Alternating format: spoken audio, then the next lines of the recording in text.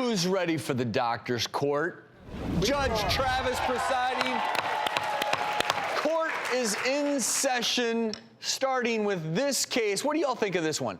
A 59-year-old Alabama man is now $7.5 million richer after a lawsuit claimed he tripped and broke his foot and hip while buying a watermelon at his local Walmart. He told the court his foot became trapped in a pallet beneath the watermelons, causing the spill and injuries, and he won a $7.5 million judgment. This was his $7.5 million lotto ticket. That's what it is. Right here, this watermelon. The lottery ticket. Lawsuits have become the new lottery.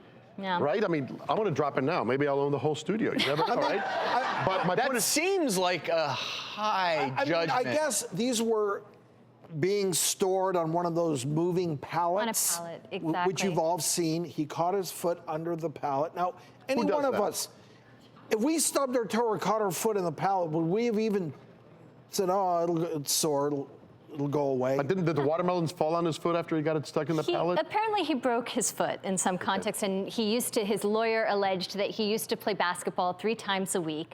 Now he needs a walker. It's absolutely changed the quality of his life. But I just think that this is going to incite more and more ridiculous nuisance lawsuits. And people need to also take some personal responsibility when we injure ourselves or something goes wrong. Well, you should be. I have no complaints with someone being compensated appropriately. Negligence. Right. Well, for all the medical bills, lost work, making someone whole again.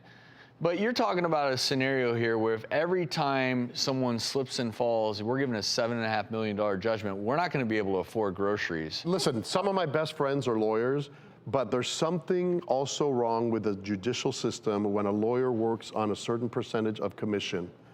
You know? Right, that lawyer's making That lawyer's making 30% of that. Of course. Yeah. Can you, So can he you has an imagine? incentive to. Sure. Can you imagine if we course. got a percentage of the net worth of people whose lives we save? You know, there's a lot of things we got to think about here, but it all started with an innocent. Too, with nuisance lawsuits, not just against physicians, but with, hospitals, right, institutions. in states where they have put caps, you know, malpractice lawsuits and nuisance lawsuits, the number of lawsuits goes way, way down. And it tells you that a lot of lawsuits are just basically, you're rolling the dice. Here's the sad reality when it comes to negligence lawsuits.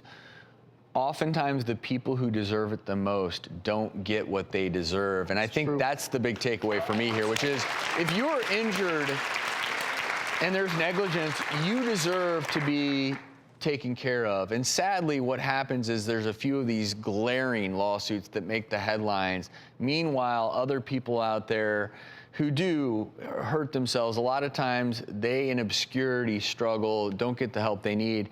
What I would love to see is just some sort of system in place, almost, courts in place where you could just make sure people are appropriately compensated when something like this happens, so it doesn't become this adversarial watermelon type of relationship, because apparently Walmart still maintains the display is not dangerous. And I think, could be wrong on this one, but I want to say these same displays are still out there. And they're appealing this judgment, so it's just going to drag on. Yep. So, Drew? well, Price of watermelon's going up, buddy, so let's hold on to that one. Okay. well, you could maybe create the doctor's court where that could happen. Court is now out of session.